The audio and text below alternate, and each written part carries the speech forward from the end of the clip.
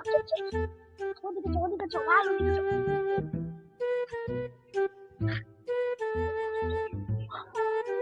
আমার কপাল পুড়লো ভাই। বারিশ না ভাই, বারিশ না দেখ।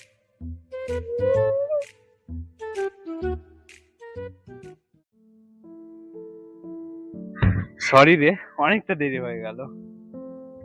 ঠিক আছে। বলছি তোর হাতটা দেখি। কেন? আরে দে না, এটা তোর জন্য। আবার এসবের কি দরকার ছিল? চুপ কর তো, তুই আমার জন্য এতটা ভাবিস আর আমি তোর জন্য এটুকু করতে পারি না? তাই বলে এটা?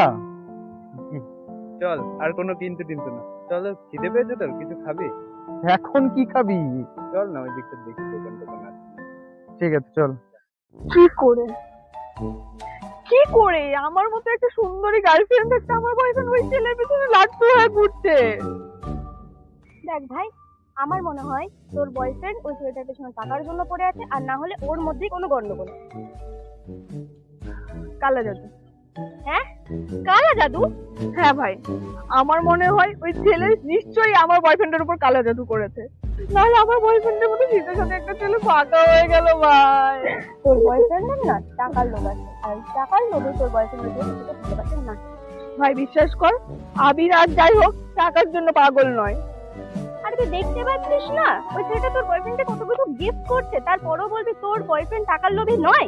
প্লিজ ভাই, এমনিতেই আমার মাথাটা নষ্ট হয়ে যাচ্ছে, তুই আর এইসব বলে আমার মাথাটা নষ্ট করিস না। চল যাই, একটা রিলস করি, মাথাটা ঠান্ডা করি, একটু রিল্যাক্স হই, প্লিজ চল চল।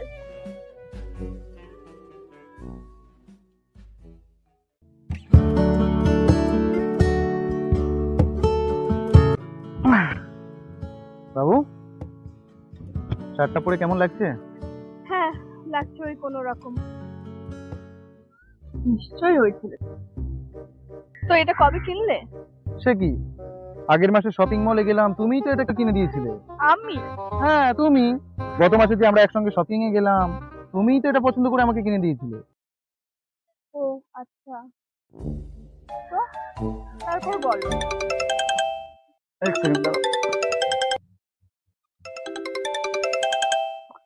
একটা আর্জেন্ট কল আসছে একটু। আমার না এই নাটকগুলো আর ভালো